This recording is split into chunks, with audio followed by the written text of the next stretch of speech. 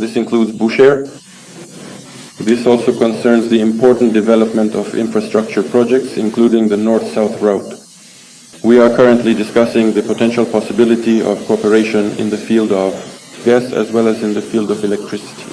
We clearly maintain our political positions on the international stage. And of course, we are in close contact on all key international issues, including all matters related to the Iranian nuclear. A program is a set of instructions that a computer follows to carry out specific tasks or solve problems. You know our position clearly. We support Iran at the United Nations. I run several kilometers every day, which helps me maintain my health and stay active. In connection with what we have done together so far, we would like you to work carefully with what is written, making sure to pay attention to the details in the text. I would like to begin with asking you to convey my best regards to the Supreme Leader of Iran, Khomeini. And I would like to note that the relations between our countries are developing at a good pace. Last year, the trade grew by 13%, and this year, over the first 3 quarters, it grew by 8% more.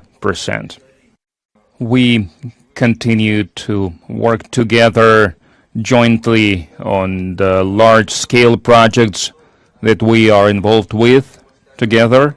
I'm speaking about Bushehr. I'm speaking about the infrastructure efforts, including the north-south transport corridor, and we are discussing possible cooperation in the field of gas, in the field of electric energy. We continue with our tremendous effort in the field of agriculture. Everybody was afraid of Iran, and now they're not afraid of Iran anymore. And Iran would like to make a deal with us. We took out the Iran nuclear site with great talent. No other country could have done that. No other country has weapons like we do, but no other country could have done that. We have the best weapons in the world. We have the best military in the world. And when we took out Iran, that allowed for peace. American President Donald Trump has unleashed bold new claims on Iran's nuclear program. Speaking to reporters, Trump said U.S. strikes had obliterated Iran's nuclear capability, declaring the mission reshaped Middle East dynamics. Trump claimed Iran is now dramatically weakened and eager to negotiate, calling the operation a triumph for U.S. military precision. Can you confirm that you have appointed a general to lead the stabilization forces in Gaza? What will be his mission, and how soon do you want to see? Well, we're working very strongly on Gaza. Yeah, we're working very much on Gaza.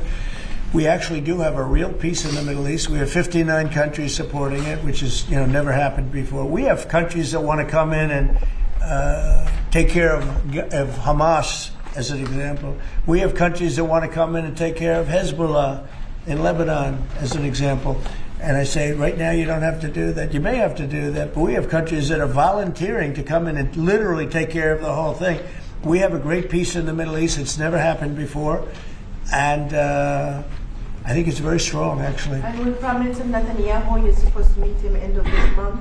What's on the agenda? Well, we get along with him very well. He's been a wartime prime minister, certainly. We did a big thing when we went in with this very plane right here, this beautiful plane. We went in with those B-2s, and now I can use the word because it's been confirmed by the Atomic Energy Commission, we obliterated their nuclear capability, their potential. And their nuclear capability would have been there in about 2 months. I think it looked like it was, some people say 2 weeks. I don't know if it's 2 weeks, but a very short period of time. They were very close to having massive nuclear weapons. And these guys went in and they did a job. And that made peace possible because everybody was afraid of Iran, and now they're not afraid of Iran anymore. And Iran would like to make a deal with us. Your own national security strategy does not say obliterated, sir. It says set them back. Your intro does. Well, the Atomic Energy Commission said obliterated, and the people that have seen the site said obliterated. And frankly, Iran said it was obliterated. And to show you how accurate it was, and And, you know, I fight for the pilots because the pilots and those people went in there at great risk, and they hit every single target on every single bomb. And they did a lot of damage. And for them to be given anything less than 100% of the credit is unfair. So I will tell you, the Atomic Energy Commission said it's like gonzo. It's one person actually used the term obliterated. But Iran actually said that they probably can never go there again. They can probably never start there again. If they ever started, they'd probably choose a new site. But regardless, we took out the Iran nuclear site with great talent. No other country could have done that. No other country has weapons like we do, but no other country could have done that. We have the best weapons in the world. We have the best military in the world.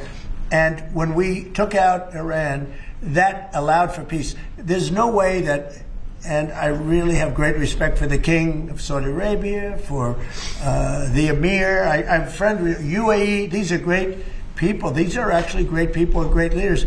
There's no way they could have done a deal if Iran was not really nullified to a large extent. Iran is not the same country. Iran was a country that was feared by everybody. Now it's a country that's been very much downgraded. I'm sure they'll try and come back, and they're very capable people. Maybe they will, maybe they won't. They are reconstituting their missile program quite quickly. Well, you know, they can try, but it's going to take them a long time to come back. But if they do want to come back, and they want to come back without a deal, then we're going to obliterate that one too. You know, we can knock out their missiles very quickly. We have great power, and we helped Israel a lot. We were shooting down the drones. We were doing a lot of things for Israel. We did a good job for Israel, but Israel did a good job. They fought, and they all fought bravely. Look, that's a war. That's a vicious war. They're all vicious wars. When you write, hey, you covered a lot of wars, they're all vicious. We never saw a nice one, right? Right. They're all vicious. But that was a big fight.